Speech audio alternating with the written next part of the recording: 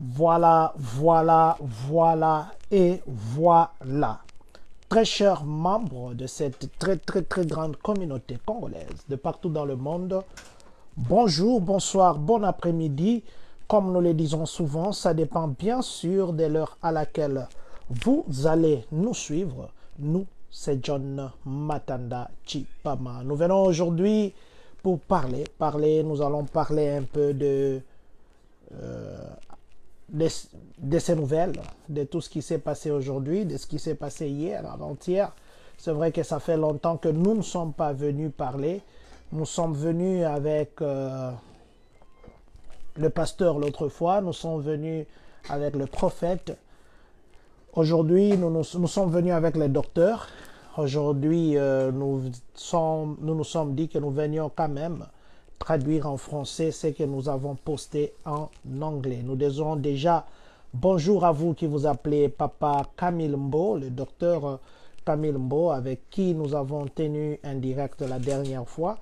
Et Papa Camille, merci d'être connecté, que Dieu vous bénisse. Vous vous appelez Monsieur Christian Ilunga, vous nous suivez, et Christian Punga, vous nous suivez ici aux États-Unis, nous vous disons merci, ainsi que Monsieur Christian Ilunga, vous nous suivez depuis le Congo. Nous vous disons infiniment merci. Je commence d'abord par partager ces directs. Je vous prie de faire la même chose que nous pour que nous puissions atteindre le plus grand nombre de personnes que possible. Nous parlerons de Tylenol, qui est... le président aujourd'hui a fait l'annonce. C'est vrai qu'il l'avait dit au moment des obsèques de Charlie, qui c'était à Arizona. Il avait annoncé que il devait faire l'annonce aujourd'hui et il l'a annoncé. Nous parlerons de cercle francophone.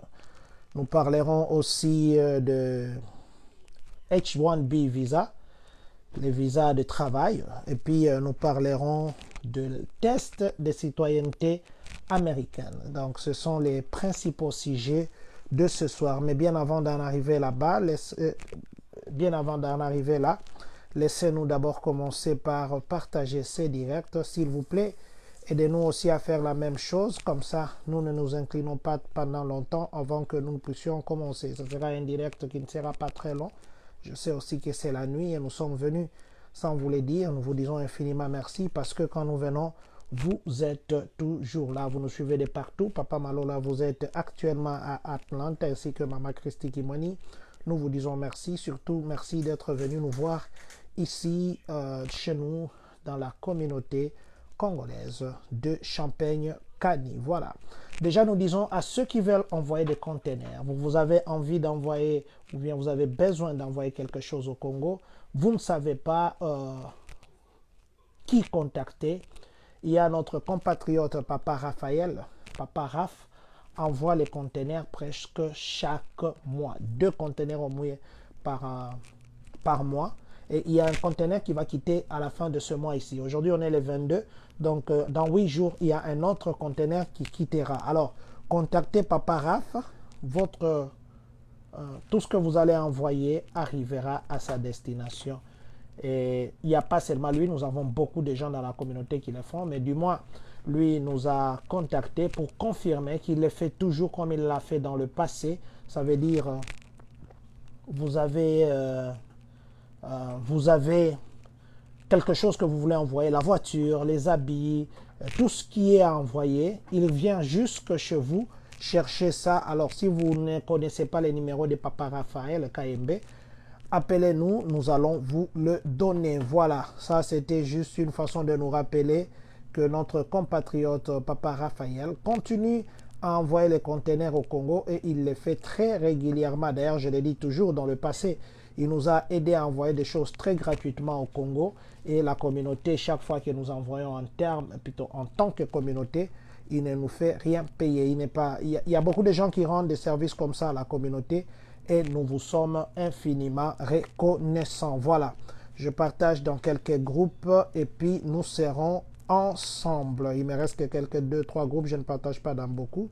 Quelques 3 groupes, je crois que je pourrais m'arrêter ici et puis que l'on commence. Voilà. Je crois qu'on s'arrête d'abord là-bas, le temps que je mette sur mon statut WhatsApp et puis Nous allons commencer. Merci. Voilà. Donc, je disais que nous allons aujourd'hui parler de quelques sujets d'actualité, quelques sujets surtout que le président Donald Trump s'est prononcé aujourd'hui par rapport à l'autisme. Je crois que ça, nous allons terminer avec parce qu'il y aura peut-être beaucoup à dire. Non, nous terminons par l'immigration, le test de citoyenneté américaine. Voilà. Nous commençons d'abord par les cercles francophones. Vous savez que nos enfants ici, deux fois, ils n'ont pas tellement le temps de pratiquer le français. C'est pourquoi il y a d'ailleurs des écoles qui sont bilingues. Il y a des écoles privées comme des écoles publiques. Et en termes d'écoles publiques, il y a Stratton ici à Champaign, par exemple, qui offre des cours de français aux enfants. Il y a Yankee Ridge à Urbana qui offre des cours de français. Ça veut dire qu'ils ont ce qu'on appelle 50-50 model. Ça veut dire que 50% d'enseignement c'est fait en anglais et 50% c'est fait en français. Les cours en caractère mathématique, tels que le mathématique même. Attention pour l'État de Nord, le président n'est pas la voie scientifique autorisée, il y a des scientifiques. Merci beaucoup, docteur, papa, notre papa. Je crois que nous parlerons de ça. C'est pourquoi j'ai dit que je terminerai, parce que nous avons aussi lu des différents articles et nous nous sommes dit que nous venions aussi parler. Voilà, donc je disais que pour ce qui est des cercles francophones, il y a Madame Mathieu, Florence Mathieu, ainsi qu'une autre dame qui est professeure à l'Université d'Illinois. Ils organisent le cours de nos enfants, les enfants qui sont entre 3 et 11 ans. Si vous avez un enfant âgé de 3 ou entre 3 et 11 ans, ces cours le concernent. Donc, nous avions publié des dépliants sur notre page de Facebook. Je ne sais pas si je l'ai fait. Si je ne l'ai pas fait, je le fais de suite. Il y a des dépliants là-bas. Enregistrer les enfants pour qu'ils puissent apprendre le français. Voilà, je vais chercher ici. Je crois que j'avais oublié de les publier, à moins que je l'ai déjà fait. Si c'était déjà fait, je le fais pour la seconde fois. Mais ceux qui sont dans le groupe WhatsApp de la communauté ont déjà vu ça. Donc, je disais qu'il y a le français gratuit pour les enfants. Des enfants de 3 à 11 ans qui va commencer le samedi. Le samedi, les dates que je donnerai, de 11h et de 9h à 11h. 2 heures, les enfants apprendront gratuitement à parler français. Vous savez, à la maison, nous sommes fatigués. À la maison, on n'a pas tellement le temps de passer avec les enfants. Quand nous venons nous-mêmes, nous apprenons l'anglais chez nos enfants. Or, le français, c'est une langue actuellement. Je vous avais dit l'autre fois, Illinois a signé actuellement pour que les enfants qui prennent une deuxième langue, que ce soit à l'école primaire, que ça puisse être rapporté comme les crédits. Et on encourage les gens à apprendre la seconde langue. Ça, c'est officiel ici à Illinois. Et le gouverneur J.B. avait signé ça le mois passé. Mais en ce qui est de l'anglais, plutôt de la langue française, qui sera donnée à la bibliothèque de Champaign, le samedi, le premier cours commence le samedi 25 octobre. Donc, nous avons encore un mois pour nous enregistrer. C'est pour nous. Voilà, je suis en train de publier ça aussi. Nous avons un mois pour nous enregistrer. Donc, la première séance se fera le 25 octobre, qui sera un samedi. Deuxième séance, ça sera le 1er octobre, plutôt le 1er novembre 2025. Troisième séance, ça sera le 8 novembre. Quatrième séance, ça sera le 15 novembre. Et la dernière séance, ça sera le 22 novembre. Voilà, ce sont des professeurs qualifiés. Madame Florence, elle est belge. Elle travaille ici à Champaign-Urbana. Et il y a une autre dame qui enseigne le français à l'Université d'Illinois. Donc, tout ce que vous avez à faire, amenez vos enfants là-bas pour 2 heures pour qu'ils puissent apprendre le français. Le français, comme toute autre langue qui est la deuxième langue ou la troisième, la cinquième langue, il n'y a pas d'honte, il n'y a pas de complexe, il n'y a pas une langue qui est supérieure à l'autre. En fait, la langue, c'est la personne qui la parle, qui la donne la valeur. Vous savez, aujourd'hui, par exemple, les Espagnols qui sont ici, beaucoup ne connaissent pas parler en anglais parce qu'ils valorisent leur langue. Les Chinois, de la même façon. Donc, je crois que c'est à ceux qui parlent cette langue-là, on risque d'être une tautologie, qui pourront faire à ce que la langue prenne la valeur ou la langue garde sa minorité. Donc, j'encourage les parents, je viens de publier ça sur notre page Facebook, je nous encourage, nos parents, d'aller inscrire les enfants. Il y a les QR codes, scanner les QR codes. Les places sont limitées, c'est pourquoi je vous encourage de le faire déjà maintenant. Pas seulement ça, il y a aussi les films. Si vous regardez la deuxième, le deuxième flyer que je viens de publier, c'est pour les films. Il y a les films des enfants, aussi les films d'adultes. Ça fait longtemps, papa et maman, depuis que vous êtes ici aux États-Unis, vous n'êtes jamais partis au cinéma. D'ailleurs, la culture de cinéma, même, nous n'en avons pas. Même à la maison, celui-ci est à gauche avec les maboké, celui-là est à droite avec la politique, l'autre est de l'autre côté avec la musique. Mais le temps de suivre un film est comme ça. Il n'y a pas. C'est pourquoi il y a une semaine de projection de films francophones. Ce n'est pas que vous allez payer, c'est seulement que vous disposez. Parents, il y a les films aussi pour adultes. Quand on parle de films pour adultes, vous comprenez ce que j'ai dit. Il y a aussi les films pour enfants où les enfants peuvent aller là-bas. Les films, ça sera en français. Ayez aussi l'habitude d'exposer vos enfants à la deuxième langue. C'est très, très, très important. Papa André Mundika, mon papa et maman Sylvie Chirandi, vous me suivez actuellement. Je crois que vous n'allez pas me contredire. Papa André, c'est aussi une occasion pour nous de vous dire merci infiniment pour tout ce que vous faites pour la grande famille communautaire.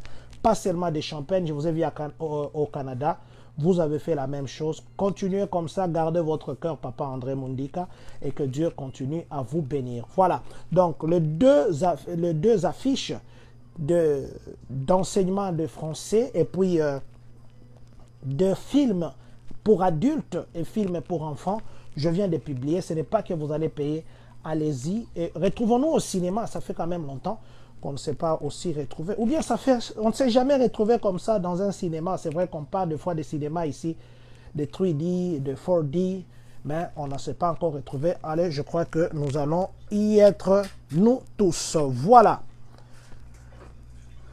H1B visa. H1B visa que les gens, il y a des fois des gens qui ne comprennent pas trop bien ça, aussi les gens qui comprennent bien, mais il y a un changement significatif parce que le président Donald Trump et son administration, ils ont trouvé qu'il y a abus de ces visas.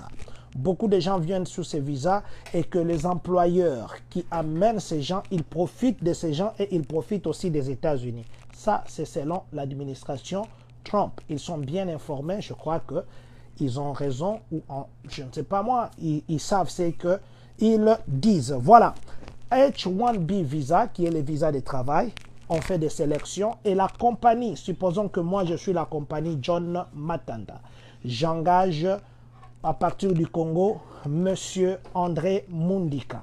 Et quand je l'engage, il applique d'abord chez moi. Il y a beaucoup de gens qui appliquent, on fait la sélection. Et si il est sélectionné, moi, la compagnie, je vais les sponsoriser. Ça veut dire que je vais payer une caution pour que, plutôt le frais pour qu'il puisse entrer. Et le frais qu'on payait avant, ça variait entre 1700 $ et 4500. Entre 1700 et 4500 pour avoir le visa qu'on appelle H1B. Les H1B visa, c'est généralement pour les gens qui sont dans les IT.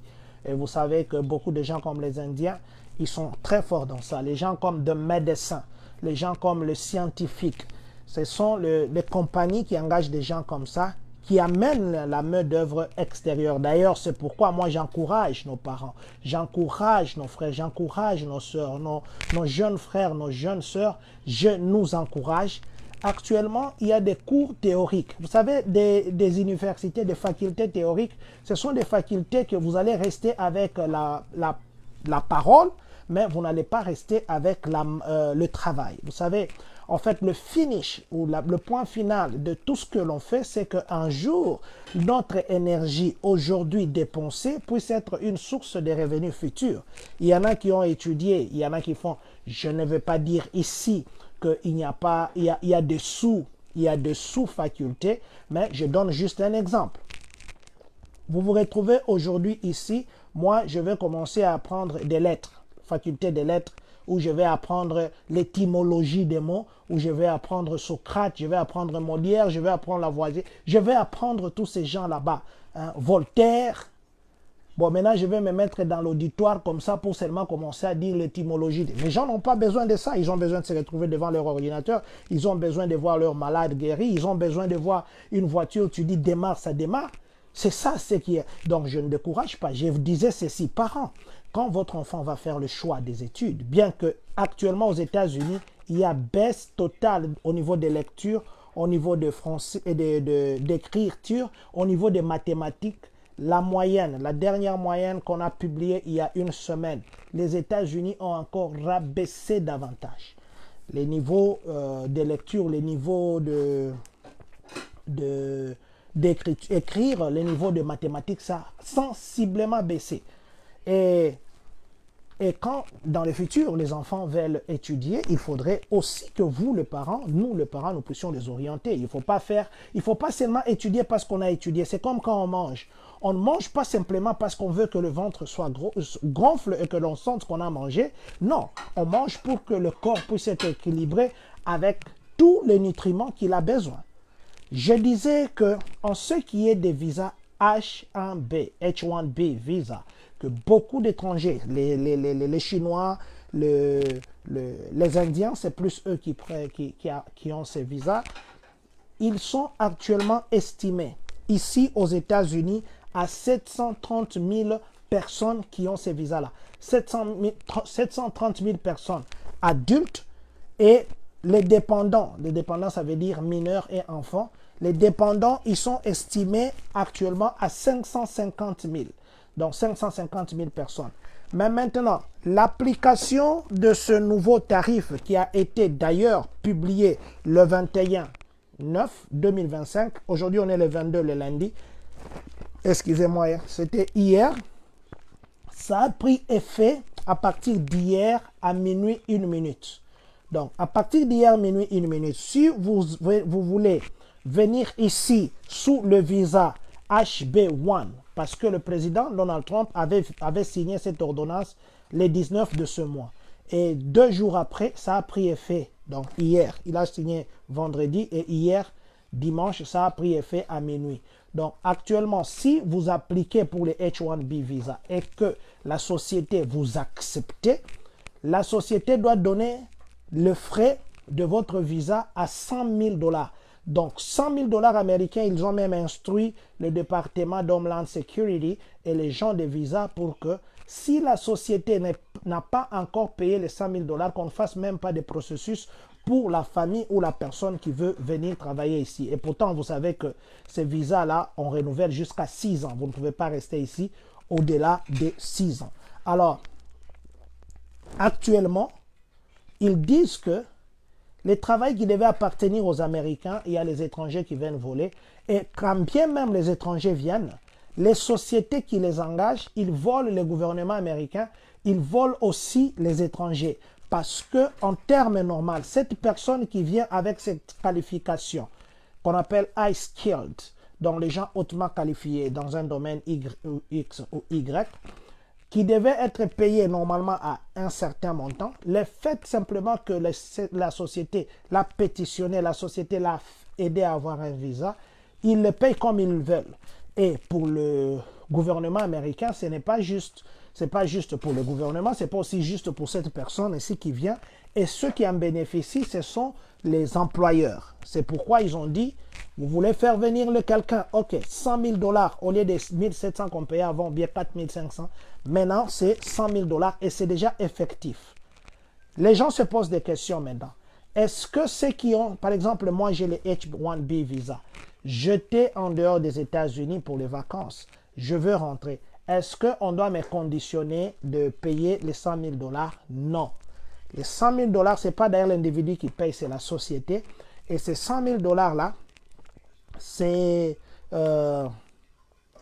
pour les gens qui vont appliquer après la date de mise en œuvre. Ça veut dire les gens qui vont appliquer à partir de demain ou à partir d'hier à minuit 1 minute, tous ces gens-là sont soumis au paiement de 100 000 $. D'ailleurs, beaucoup de gens disent qu'ils ne pensent même pas qu'ils viendront encore ici. Et ceux qui sont ici seront obligés de quitter parce que vous allez renouveler comment? Votre contrat est arrivé à sa fin. Vous devez partir. Voilà, donc je voulais juste nous donner cette petite clarification en ce qui concerne le visa H1B. Et c'est vraiment les domaines, par exemple, les domaines scientifiques. Parents, je vous demande, le domaine médical, parce que c'est le domaine qui a beaucoup de gens qui arrivent. Le domaine médical, le domaine scientifique, les mathématiques. Nos frères d'ici, ils n'aiment pas trop les mathématiques. Des cours là qui demandent beaucoup de formules, ils n'aiment pas trop. C'est pourquoi moi, je vous demande que nous puissions orienter nos enfants dans un domaine qui ne va pas leur donner une raison de ne pas chercher les boulots ou qui va leur donner une raison d'avoir les student loans. Ils sont restés à l'université pendant 4 ans, 5 ans. Ils en sortent avec un student loan de 80 000 $, mais ils ne savent pas avoir un boulot où on le paiera, par exemple, le paiement annuel de 100 000, 200 000, simplement parce qu'ils ont passé le temps à l'université. Ils étaient à l'université pour étudier, bien sûr, mais pas pour mettre en pratique ce qu'ils ont étudié. Mais pourtant, la finalité de tout ce que nous faisons, c'est bénéficier de ça plus tard. Même quand nous donnons, nous repentons, tout ça, c'est pour que nous puissions être en conformité avec la parole de Dieu et que nous entrions un jour dans le royaume des cieux.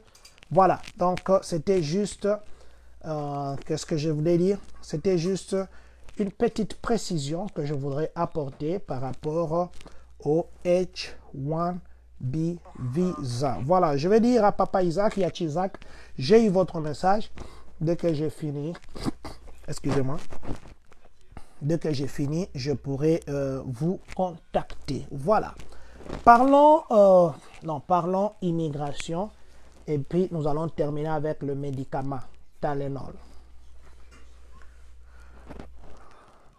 Je suis venu ici, ceux qui me suivent souvent. J'étais très content. Les gens, j'ai reçu de bons feedbacks de quelque part. 2-3 personnes m'ont appelé pour me dire s'ils avaient eu la décision d'affronter les tests de citoyenneté, c'est parce que j'avais parlé. Merci à vous qui m'aviez fait ce feedback. Ceux qui nous suivent souvent, ils savent que nous avions dit, avant même que le président Donald Trump puisse revenir au pouvoir, nous avions dit, avec notre sensation actuelle, nous pensons que le président Donald Trump reviendra. Et quand il reviendra, les tests de nationalité, même l'accès, ou venir même aux États-Unis, ce sera très compliqué. Nous avions dit à son temps que ceux qui ont l'ambition, ou qui veulent, ou qui ont des projets de devenir américains, qu'ils les fassent maintenant parce que c'est le temps. Déjà, rappelez-vous, en 2020, le président Donald Trump avait changé les tests. Les tests qui existaient depuis 2008, on a changé en 2020 pour ajouter des questions et surtout se baser sur l'histoire américaine et le gouvernement. Les gens ont pleurniché. Joe Biden est venu et Joe Biden est venu après président Trump, je devais dire, parce que le président Trump avait changé ça à son premier mandat. Le président Joe Biden est venu, il a changé, il a repris la même version qui était de 2008. Maintenant, actuellement, ils ont dit ceci. Le président Donald Trump disait, il parlait souvent, il disait, le plus grand cadeau que les États-Unis peuvent vous donner, c'est devenir un citoyen. Et devenir un citoyen américain, ce n'est pas un jeu, parce qu'il dit que pour le moment, il y a beaucoup de gens qui font des blagues. Et avoir la nationalité américaine, ça doit être célébré par ceux qui en ont, par ceux qui ont la nationalité américaine. Je vais vous dire une chose. Il y a un truc là, the Pledge of Religion. C'est qu'on dit, j'engage fidélité au drapeau des États-Unis d'Amérique. Les Américains, ils saluent les drapeaux chaque fois. Et même quand vous partez dans des réunions où c'est organisé par la cité, la semaine passée, nous avions dit que nous étions dans une rencontre de réfugiés là. On devait proclamer la semaine des réfugiés. La plupart des endroits où vous partez, il y a le Pledge of Religion. So vous dit, I pledge allegiance to the flag of the United States of America and to the republic for which it stands, one nation under God, indivisible, with liberty and justice for all. With liberty and justice for all, the pledge of religion, beaucoup de gens ne savent pas ça. Parce que le jour que les gens vont faire les hôtes, qui vont pour la prestation de serment, les gens, ils font que répéter, on va les dire répéter, ils disent. Mais pour les Américains, ils disent comment quelqu'un qui ne sait même pas honorer ces drapeaux-là, s'engager fidèlement à défendre les drapeaux, on lui donne une nationalité. Ce sont des quelques mots. Comment les gens ne connaissent pas même l'hymne national américain, les titres de l'hymne national américain. On lui donne la nationalité. Or, c'est ça, c'est qui conditionne d'abord un citoyen. Au Congo, là-bas, c'était les saluts au drapeau. Nous, les pionniers d'Isaïe, on chantait Zaïrois dans la paix retrouvée. Peuple uni, nous sommes des Zaïrois. Chaque jour avant d'entrer à l'école, à notre époque, on portait des culottes kaki. À notre époque, des culottes kaki. Alors, ils disent comment quelqu'un qui s'appelle un citoyen, il ne connaît même pas la constitution des États-Unis. Comment quelqu'un qui s'appelle américain, il ne connaît même pas les emblèmes des États-Unis et leur signification. Alors ils ont dit, non, ça c'est joué, on donne la nationalité américaine comme un cadeau.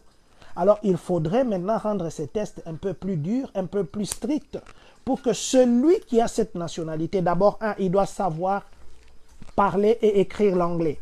Je viens ici pour dire encore. Quand on n'étudie pas pour réussir, on étudie pour comprendre. Quand on passe un test, même des nationalités, il y en a qui bloquent. Des permis de conduire, il y en a qui bloquent, qui disent que non, les tests, quand tu fais un test, la question que tu vois la plus longue, c'est celle-là qu'il faut seulement appuyer. C'est bien, mais tu vas faire l'accident sur la route. Tu ne conduis pas, tu ne conduis pas parce que tu as répondu à ça. Tu conduis parce que tu as maîtrisé les codes de la route. En route, on ne te posera pas de questions, mais toi-même, tu pratiqueras. Alors, les tests des nationalités américaines, que j'avais dit d'ailleurs que ceux qui avaient la possibilité de changer la nationalité pouvaient le faire. Alors, le président avait essayé d'ailleurs au premier mandat, on l'a un peu bloqué. Maintenant, là, il a signé pour rendre ça maintenant très difficile. Bon, c'est vrai, c'est pas très difficile parce que les questions sont passées. Il y a toujours eu généralement 100 questions. Donc, c'est passé maintenant à 128. Donc, il y a 28 questions qu'on a ajoutées. Et les 100 questions qu'on posait avant, il fallait réussir à 10%. 10%, ça veut dire quoi? Tu as 10 questions et on posait 10% de ces questions-là. Les 10 questions-là, tu réussis. On te fait passer déjà à 6 questions déjà. Si tu réussissais 6 questions, on pouvait te dire arrête. On te donne un test là, écrit une petite phrase. Et quand vous venez, déjà, ils commencent à converser avec vous. C'est ça, c'est comme ça qu'on teste l'oral. Selon les gens qui nous ont dit, ceux qui sont passés par là. Voilà. Mais maintenant, les tests actuels, au lieu de 100 questions, on a ramené ça à 128 questions. Mais maintenant, les 128 questions, il y aura 75% qui seront entrés, qui seront ancrés ou qui seront basés à la version précédente de 2008 et le 25%, ce sera la nouvelle version. Mais ils ont dit qu'ils vont combiner. Mais maintenant, la différence, c'est quoi? Avant, il y avait la limite de 10 questions. Pour le moment, il se limite maintenant à 20 questions. 20 questions, si on commence à vous poser des questions. 9, vous échouez déjà. Sachez déjà que on vous exclut. Le président Donald Trump avait dit dans son discours un jour, il a dit que les tests américains ou de la nationalité américaine, ce n'est pas quelque chose que les gens doivent réussir à la première occasion. Ils doivent revenir pour qu'ils puissent réellement comprendre ce qu'ils font. Ils mettent maintenant l'accent aussi sur le parler, ils mettent aussi l'accent sur l'écriture, écrire l'anglais. C'est pourquoi si vous avez la possibilité d'aller suivre des cours d'anglais, même les adult education ici, même chez les Bob là-bas, partout, First Presbyterian Church, allez-y suivre le cours d'anglais. Que ça ne soit pas un anglais que vous bloquez seulement pour aller faire les citizens. Et quand vous vous retrouvez devant une situation, vous cherchez des translators. Non, vous allez et vous étudiez. N'apprenez pas pour une circonstance. Parce que la vie n'est pas circonstancielle. La vie est continue. Il y en a qui ont répondu à des questions, mais aujourd'hui, devant même des simples conversations, ils doivent chercher des translators. Et ça les énerve. Comment quelqu'un, is supposed to be an American, but il va chercher des translators. Comment il a eu sa nationalité? Je nous encourage. Je ne sais pas si un jour, je ne sais pas, parce que la Constitution ne permet pas qu'on puisse ravir à quelqu'un la nationalité parce que il ne parle pas l'anglais. La Constitution ne le permet pas. Si tu as fait des choses, tu as fait des délits ou des crimes, tu as associé à des associations compliquées, ainsi de suite, ça, oui, on peut te ravir. Mais maintenant, je parle comme ça me vient dans la tête peut-être. Un jour, excusez-moi, je sens mon nez bouché. Un jour, je ne sais pas que ça arrive. Je ne dis pas que ça arrivera, mais je raisonne simplement à haute voix. Un jour, on risque de se retrouver devant une situation où on fait les co-tests, retestés. Ils peuvent finir par dire que non, il y a les gens qui ont triché la nationalité. Je ne dis pas que ça peut arriver et ça va arriver, mais je suis en train de voir comment ils sont en train de durcir les histoires. Ils peuvent dire que vous avez triché la nationalité, il faut que nous puissions rechecker. Voilà l'histoire ici des permis de driver license. Vous avez votre driver license. Après une certaine période, quand vous allez là-bas, ils vont vous soumettre encore au test de conduire pour voir si vous avez toujours les mêmes capacités. Il pourrait peut-être un jour arriver qu'on commence encore à réinterroger les gens pour dire vous avez triché au test. Il faut qu'on revérifie encore. Ils ne sont pas encore là, je ne sais pas. Peut-être ces gouvernements ici, ils ont des gens qu'ils mettent à côté pour raisonner de comment ils peuvent encore rendre très compliquées des histoires. Peut-être, ça pourrait un jour arriver comme ça. Mais je nous encourage, nous avons encore tout le temps d'étudier, nous avons encore tout le temps de parler, vous avez vu dans beaucoup de services, ils sont en train d'éliminer les trucs là de traducteurs. Aux écoles, ils sont en train de faire un effort pour diminuer les frais qui sont alloués aux trucs là des bilingues. Ils disent que vous êtes aux États-Unis, vous devez au minimum connaître l'histoire américaine plutôt, et parler leur langue et l'écrire. C'est ça même la base de tout. Ils disent soit vous parlez notre langue, soit vous ne parlez pas. Alors je voulais dire à tous ceux qui veulent introduire leurs documents de nationalité. Si vous avez déjà introduit avant le 20 octobre, ce n'est pas que ceux qui vont introduire demain, ils vont être soumis à ces 128 questions. Non. Eux auront l'ancienne version. Ce sont les gens qui vont appliquer à partir du 20 octobre 2025 et à partir de octobre 2025 au-delà. Donc ça commence le 20 octobre 2025. Mais ceux qui ont introduit avant, ou ceux qui ont introduit mais ils n'ont pas encore reçu la notification, ça veut dire vous avez déjà introduit votre demande, mais on vous notifie par exemple le 25 octobre. Parce que vous aviez déjà introduit, la version qui vous sera accordée ou appliquée en votre cas, ce sera la version 2008 qui aura 100 questions. Mais ceux qui vont appliquer à partir du 20 octobre au-delà, eux, ils auront la version de 128 questions et 128 questions et il faudrait être soumis à 20 questions. Donc, il faudrait aussi que vous puissiez réussir au moins 12. Donc, vous ne réchouez que 8. 12 questions que vous réussissez. Si on vous pose au Katani 9 questions, on doit arrêter votre test pour vous demander de encore revenir. Aussi, une autre chose.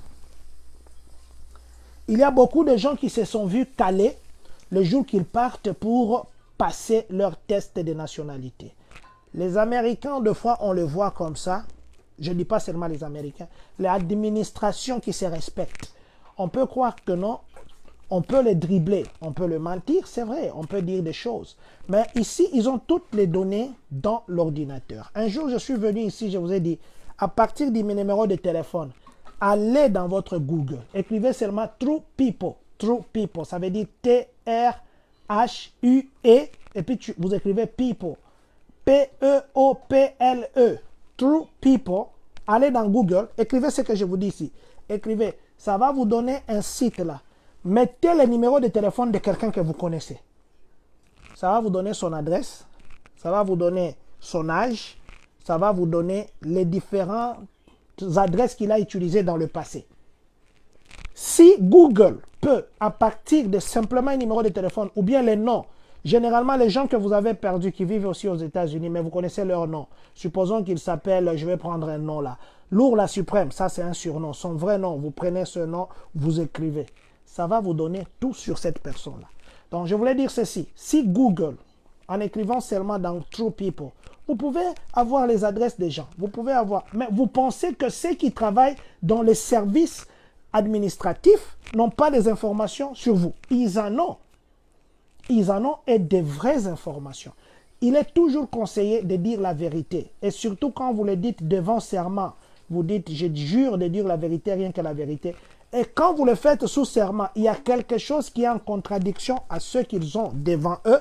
Ils vont vous traiter d'un menteur et ils risquent de tout annuler. Il y a les gens qui, quand ils sont entrés avec la divine loterie, ils ont déclaré d'autres choses. Et ils sont arrivés ici, ils ont changé en déclarant d'autres choses. Faites très attention. Faites très attention. Soyez sûr que ce que vous déclarez, c'est ce que vous êtes réellement. Parce que des fois, chez nous au Congo, l'administration se fait sur papier et dans mémoire. Si aujourd'hui je me réveille bien, je n'ai pas encore picolé, ma mémoire fonctionne à 100%. Si j'ai un peu de picole, ma mémoire commence un peu à dégrêler, tu peux venir et dire, viens, non lobby. Ils me croient. Mais ici, c'est là, noir sur blanc, devant eux. Vous allez mentir comment? Donc, c'est juste pour nous dire que les tests est devenu tellement compliqué. Nous l'avions prédit il y a très longtemps. Je viens dire ici, si vous avez la possibilité de les faire, n'attendez pas octobre. Introduisez déjà tous les documents maintenant. Comme ça, vous avez la chance, même si on vous répond après, ils vont regarder par rapport à la date que vous avez introduite et vous pouvez avoir la chance que vous passiez les tests, l'ancienne version. Ça sera compliqué. Tous ceux qui ont été une fois soumis au test ici aux États-Unis, ils vous diront comme moi que ce n'est pas facile. Vous savez, les gens qui vendent des maisons, je vais d'ailleurs recevoir M. Espoir, je crois demain au Ballonza, demain ou après-demain, on va parler de vente des maisons. Ces gens-là, pour devenir ce qu'ils sont, ils passent par un test. Les gens qui sont de médecins ou de docteurs ici, bien que les docteurs médecins, dernièrement, il y avait une disposition d'Illinois, merci, il y a beaucoup de docteurs m'ont contacté, que Dieu vous bénisse. Il y a des dispositions pour les docteurs. Pour devenir docteur, il y a des tests pour avoir la licence. Ce n'est pas que vous venez comme ça, j'étudie, non, il faut une... Enseignant, pour devenir un enseignant, il y a des tests de 4 heures et ce sont des tests qu'on appelle psychotechniques. Et imaginez, vous avez étudié toute votre vie en français et on va vous soumettre à des tests compliqués pour avoir la licence. Les gens qui ont des licences ici, dans tous les domaines que ce soit, il faut les respecter. Parce que ces tests-là, ce ne sont pas des tests faciles comme ça. C'est comme ça, le président dit, les tests de la citoyenneté américaine ne doit pas être comme un jeu comme ça, les gens viennent, ils ont ça. Voilà, donc je nous encourage, si vous avez l'ambition de devenir américain, faites-le avant le 20 octobre 2025. Sinon, après ça, donc faites entrer vos dossiers avant ça. Après ça, vous risquez d'être soumis à un test kilométrique challenging, comme on dit. On va parler du dernier sujet. Je vais parler selon ce que j'ai lu. Je ne parlerai pas selon ce que je connais, parce que tout ce que je fais, c'est traduire en français ce que nous publions en anglais. Voilà. Dernier sujet. Aujourd'hui, beaucoup de gens ont publié beaucoup de vidéos. Nous avons publié beaucoup sur ça. On a aussi tiré sur les gens aujourd'hui. Beaucoup de blessés, mais je crois que je ne parle pas de ça aujourd'hui. Je parlerai peut-être de ça demain. Tylenol, qu'on appelle aussi acétaminophène. J'ai aimé le président Donald Trump quand il devait dire acétaminophène. Maintenant, en anglais, c'est plutôt en français, c'est acétaminophène. Voilà. Acétaminophène. Le docteur, vous pouvez me corriger, acétaminophène. Acétaminophène, je crois que j'ai bien dit. Qu'on appelle aussi communément en français paracétamol. Paracétamol ou des dérivés Tylenol, ici qui est la vente libre, que tout le monde peut boire. Le président Donald Trump, au deuil de Charlie Kirk, il avait dit qu'il devait faire une très bonne annonce aujourd'hui. Lundi, il n'attendra pas mardi, il n'attendra pas mercredi, il le fera aujourd'hui par rapport au Tylenol. Son lien avec l'autisme, vous savez qu'il y a les enfants, beaucoup d'enfants autites, pas seulement chez les immigrés, partout il y a les enfants autites, beaucoup d'enfants. Voilà. Le président Donald Trump a fait l'annonce aujourd'hui pour dire qu'il est déconseillé aux femmes enceintes de boire les Tylenol parce que ça les expose au risque de développer le fœtus ou d'exposer le fœtus à l'autisme dans sa croissance. Et il a conseillé de ne prendre que si la femme enceinte a des fièvres très fortes ou le maux de tête exagéré. Ça, c'est ce que le président Donald Trump a dit aujourd'hui. Le voix se sont levés à gauche, le voix se sont levés à droite. Il y en a qui disent que le Tylenol n'a rien à voir avec l'autisme. Il y en a aussi qui disent que le Tylenol a quelque chose à voir avec cette maladie qui est l'autisme. Après son annonce, il y a des docteurs qui ont parlé, il y a les chercheurs qui ont parlé, il y a beaucoup de gens qui ont parlé. Mais l'histoire d'autisme, selon que ça a évolué, en 1943, le psychiatre Leo Kanner,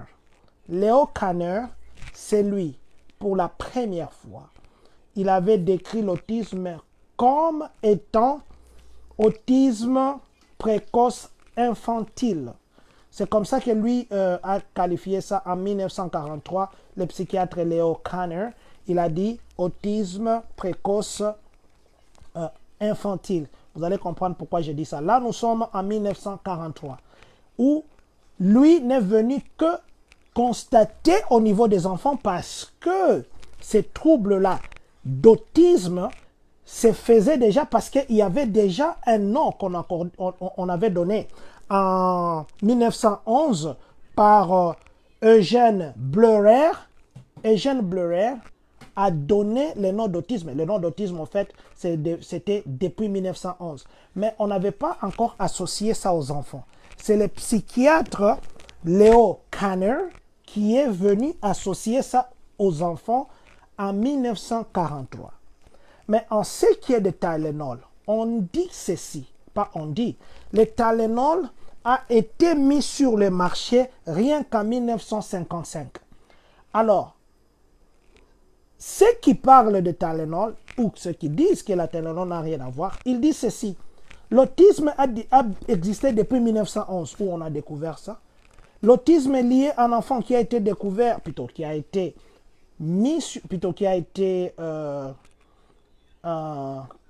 accentué, ou bien qui a été découvert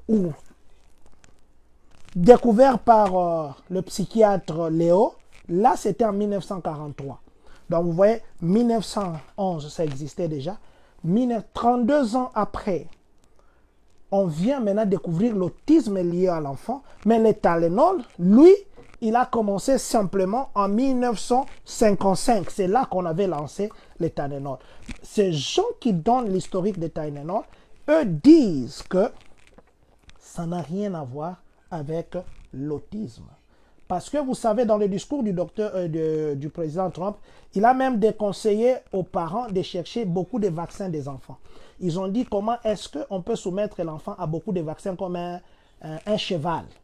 Un cheval. Et même, il a dit pour le vaccin d'hépatite B pour les enfants, il faut attendre jusqu'à ce que l'enfant puisse avoir 12 ans. Ça, c'est le conseil. Dans le discours qu'il a fait sur le Tylenol, il a aussi conseillé que les gens devaient attendre jusqu'à au moins 12 ans pour que l'enfant puisse avoir le vaccin contre l'hépatite B, en disant que soumettre aux enfants à des piqûres, vaccins comme des chevals, ça développe dans eux des maladies.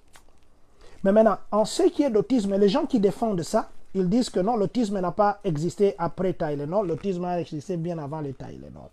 Aussi, ils disent ceci. L'autisme, c'est lié. Il y en a qui disent que l'autisme est lié aux gènes. Ça veut dire, vous avez des gènes qui développent ça. Et puis, l'autisme, c'est comme un spectre. Ce n'est pas centré. C'est un spectre qui fait qu'il y ait beaucoup de facteurs qui entrent en jeu. D'autres disent ceci. En son temps, avant que l'on puisse commencer à lier l'autisme avec d'autres comportements, on identifiait l'autisme que par rapport au développement linguistique de l'enfant. ceux qui ont fait la pédagogie, ils savent. Maman Delphine Jamano, ma maman, que Dieu vous bénisse, ainsi que Papa Consolateur, ceux qui ont fait la pédagogie comme moi, ils savent que on a dans le cours de la psychologie, on avait étudié l'évolution de l'enfant et puis en péda, on nous apprenait les stades du développement des langages de l'enfant. Dans le stage de développement des langages de l'enfant, il y a deux stades, par exemple, qu'on appelle la lalation, où l'enfant va commencer à faire des la. Il y a de ces stades que l'enfant saute. L'enfant qui est autiste ou le développement d'autisme, parce que en son temps, les recherches centrées qui ont été faites par Eugène en 1919 ont concentré, plutôt, ça c'était l'autisme chez les adultes, je parlais de 1943.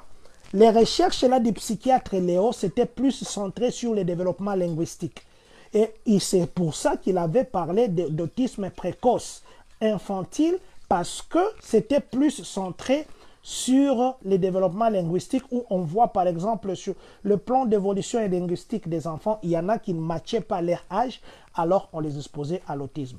Ils disent actuellement, on a comme l'impression qu'il y a beaucoup d'autistes où l'autisme devient très prononcé, parce que maintenant les psychologues, maintenant les psychiatres, maintenant les gens qui travaillent comme pour le développement des langages, les orthopédiques, eux maintenant, ils ne regardent pas seulement les langages, ils regardent aussi les comportements émotionnels. Parce qu'un enfant qui va plus tard développer les comportements autistes, il a d'ailleurs des difficultés dès son bas âge, avant même que le langage ne puisse être développé. L'enfant là, il a tendance à ne pas trop regarder les gens. Et les gens étant enseignés sur ça, les enfants maintenant, ou la tendance de croire qu'il y a maintenant beaucoup d'enfants autistes, ça commence maintenant à entrer dans des têtes des gens. L'enfant qui veut développer un comportement d'autiste, il n'a pas peur du noir. L'enfant là, il a souvent tendance d'aller rester seul. Or, à un certain âge de l'enfant, ils ont peur d'entrer dans des chambres, ils ont peur de se retrouver seuls. Mais vous allez voir un enfant qui est encore enfant là, il peut rester seul, vous l'oubliez. L'enfant là, il a tendance à ne pas beaucoup jouer, il a tendance à beaucoup dormir. Parce que l'enfant, son activité principale, c'est de jouer.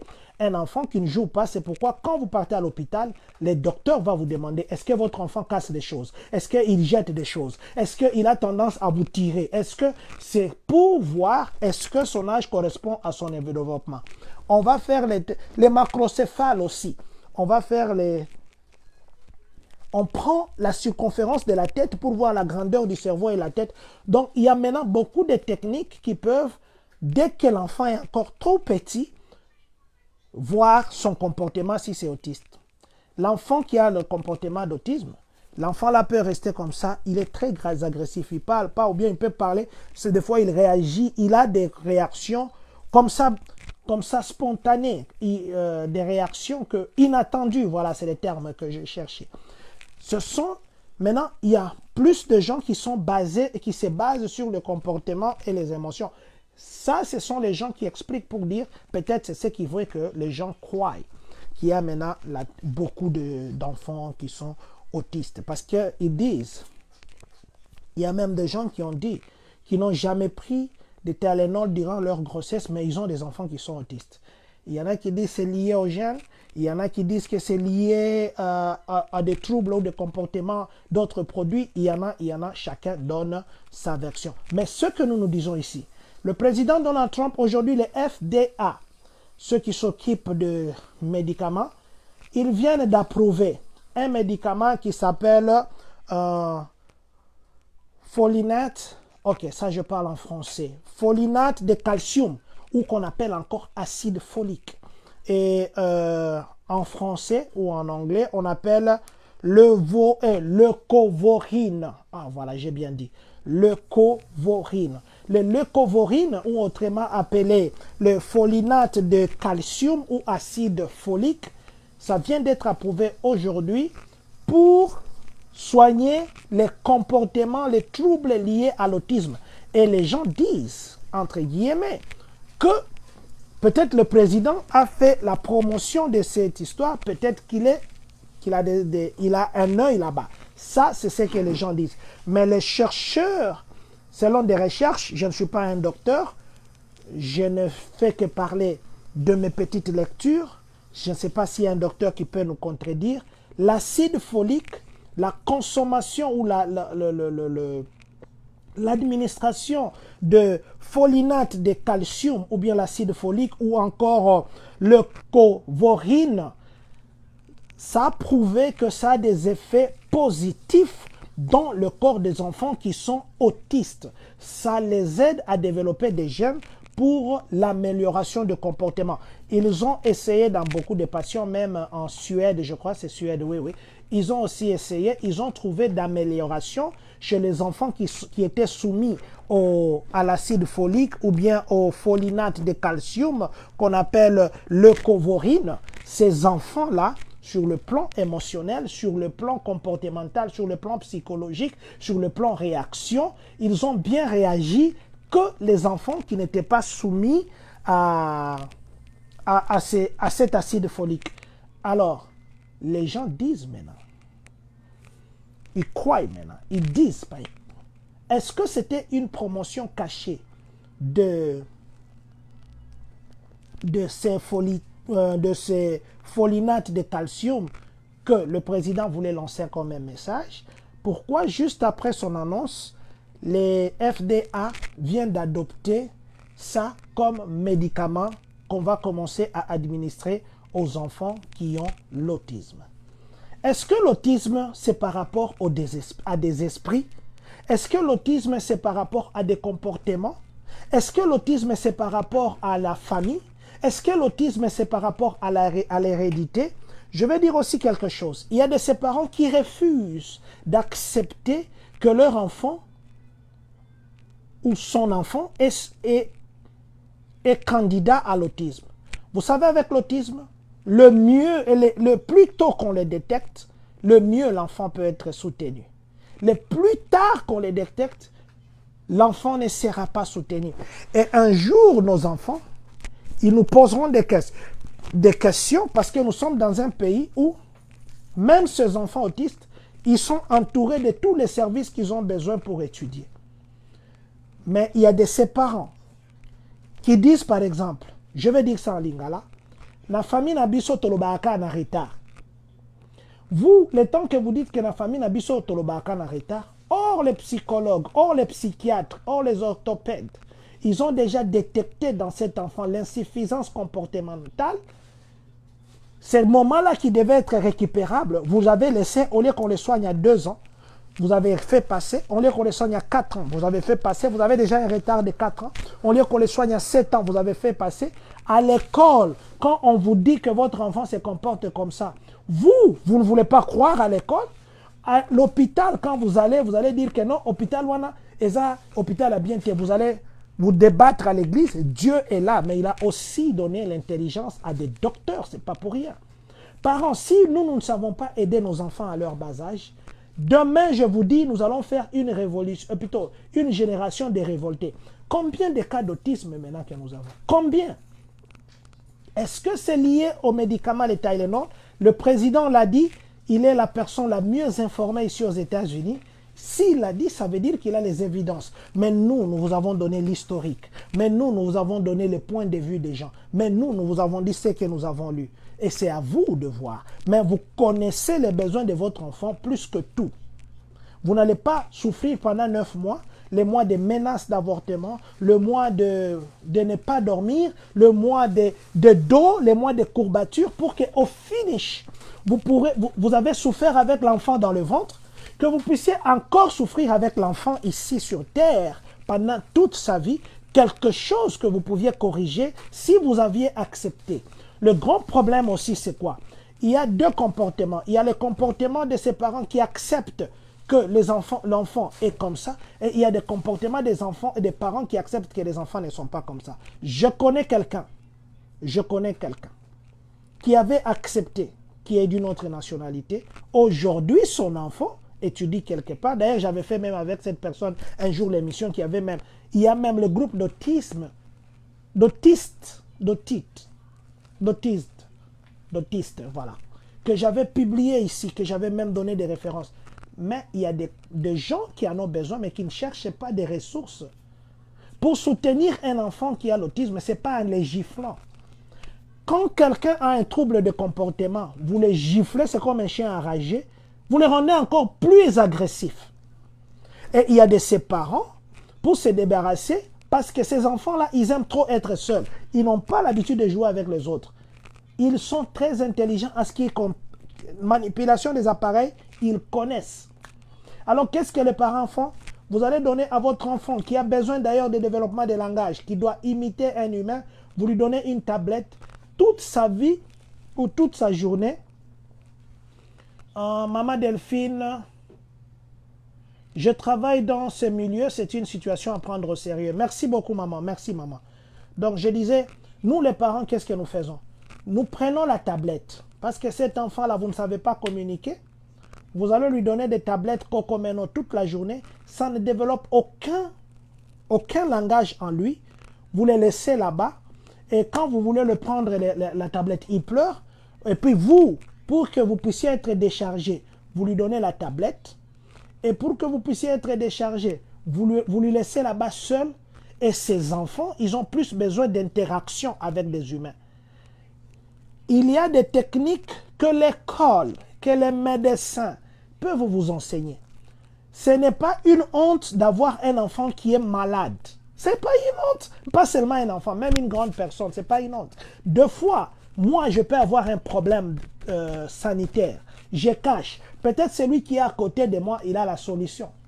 Peut-être que celui qui est à côté de moi, il a la solution. Je ne sais pas pourquoi nous avons des fois honte de dire que nous sommes malades.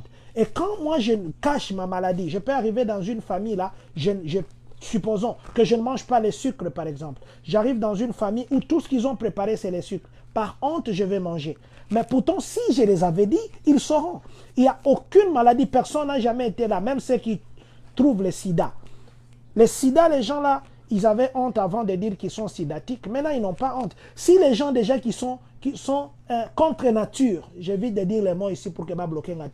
Les gens là qui sont contre nature, bango na bango ba mizwak, ils n'ont pas honte. Ils portent des couleurs, ils se trouvent les oreilles, ils marchent en dendina comme des dents. Ils n'ont pas honte. Mais eux, ils cherchent ça, ils n'ont pas honte. Mais une maladie qui vient. Parents, c'est nous qui pouvons aider nos enfants. C'est nous qui pourrons aider les enfants. Il y a des groupes de gens qui se focalisent sur ça. Si vous voyez votre enfant a des comportements du genre, il n'est pas émotif. Un enfant, là, vous lui donnez un cadeau, il vous regarde comme ça. Il n'a pas d'expression. Il est encore bébé. L'enfant, quand il vous voit, même vous venir, votre maman, il doit venir, il va vous accueillir, tout ça. Il y a de ces enfants, non. Tout geste qu'il fait, l'enfant n'est que... Il crie à tout moment. L'enfant peut être comme ça maintenant. Et puis à un moment, il crie pour rien comme ça. Si vous avez votre enfant qui a tendance à fuir les regards des gens, il ira souvent comme ça. Même quand vous dites de vous parler, il va vous parler, même quand il commence un peu à grandir. Il regarde à gauche, il ne vous fixe pas comme ça dans les yeux. Si vous avez votre enfant qui a l'habitude d'aller s'enfermer seul, restez seul. Si vous avez votre enfant qui, même quand il y a des gens ici qui mangent, il ne veut pas. Il a des difficultés de langage. Parents, vous savez, l'enfant, je l'ai dit toujours, c'est comme une voiture. Vous êtes les chauffeurs. Vous amenez là où ça pourrait aller. Les jours que j'ai parlé ici de gens qui vont, des parents qui travaillent là, qui oublient qu'ils ont des responsabilités, j'avais parlé de ça. Un jour, nos enfants nous poseront des questions. Un jour, nos enfants nous poseront des questions. Papa, qu'est-ce que tu as fait mon argent des taxes? Tu as bouffé, pourtant tu pouvais payer pour moi l'université. Aujourd'hui, je ne sais plus prendre des student loans parce que toi, maman, toi, papa, tu as bouffé mon argent. Papa, pourquoi tu ne m'as pas amené que je sois détecté de maladies ou des infirmités que j'avais en moi? Parce que toi, tu avais honte de la maladie de ton enfant. On va dire que ton enfant est autiste. Où est le problème? Ce n'est pas vous qui avez voulu ça, c'est une condition humaine qui est venue. Qui a déjà cherché d'être ce qu'il est? Qui a déjà cherché à naître un Congolais? Qui a déjà cherché à naître un Rwandais ou un Burundais, un Tanzanien, un Zambien, un Ougandais? Qui? À moins que vous changiez la nationalité. Parents, je viens vous dire ici. Je crois que je vais m'arrêter ici.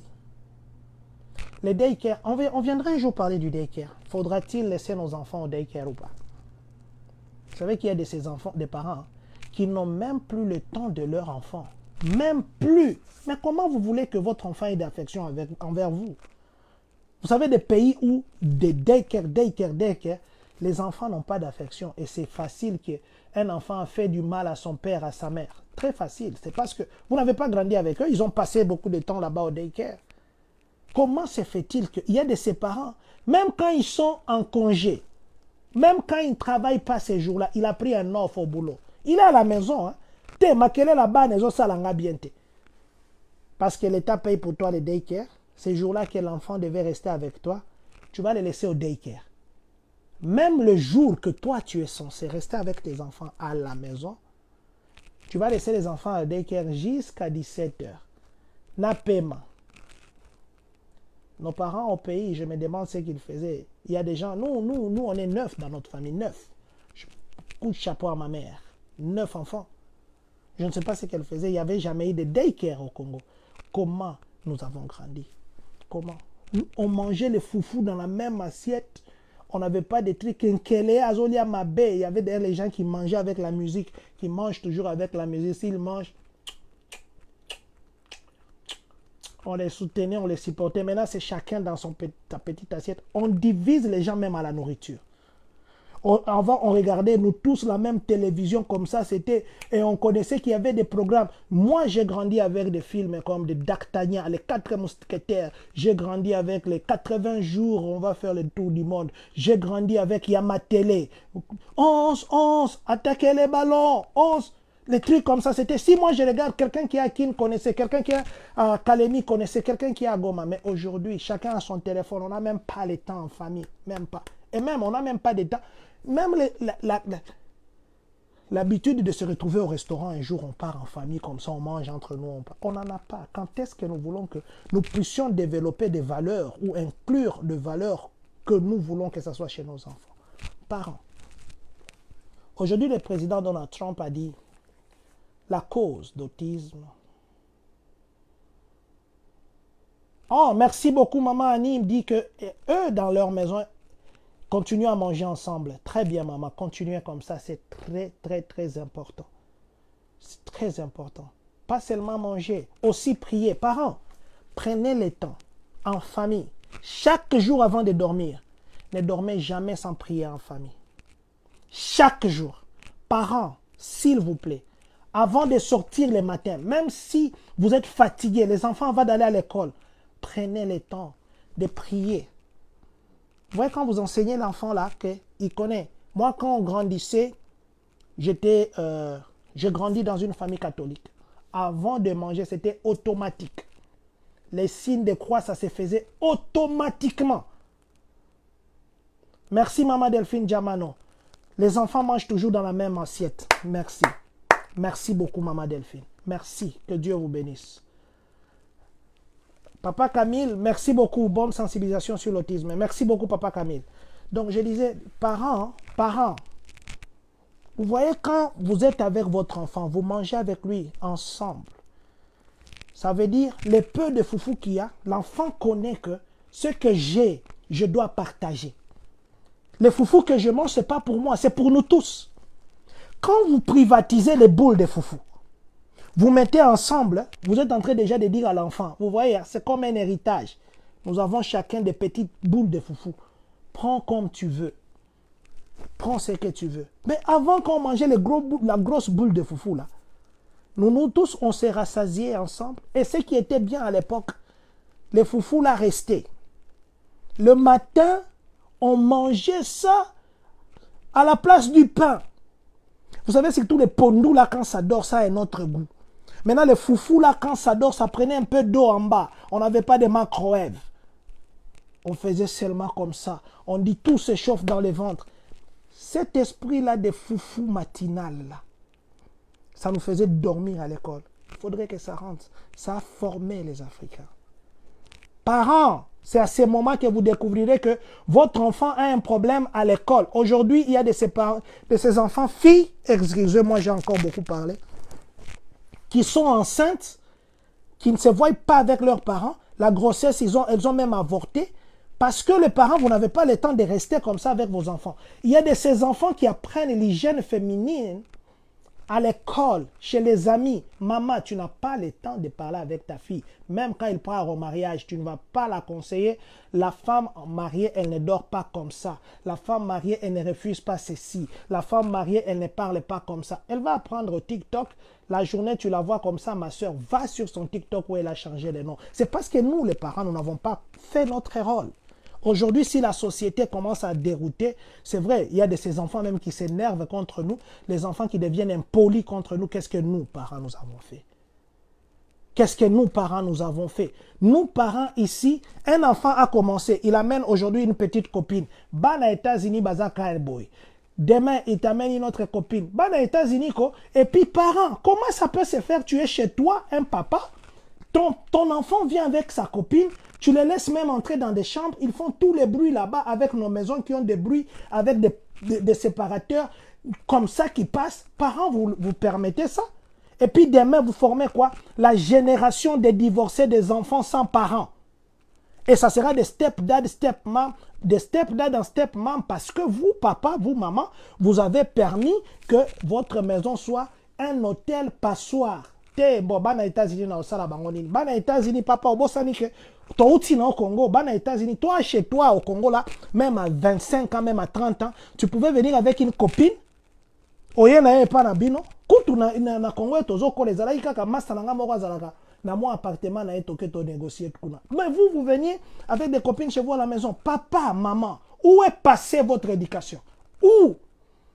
Père, mère, s'il vous plaît, que les États-Unis ne vous fassent pas manquer votre destinée. Quand un parent grandit, il veut que les enfants qu'il a mis au monde, les fruits de ses entrailles, puissent les soutenir. Même Jésus, il a laissé des disciples pour que les disciples continuent son travail. Mais vous laisserez quoi? Des problèmes? Vous ne savez pas soutenir votre enfant qui est autiste aujourd'hui. Demain, il aura 20 ans dans l'autisme. L'autisme de 20 ans.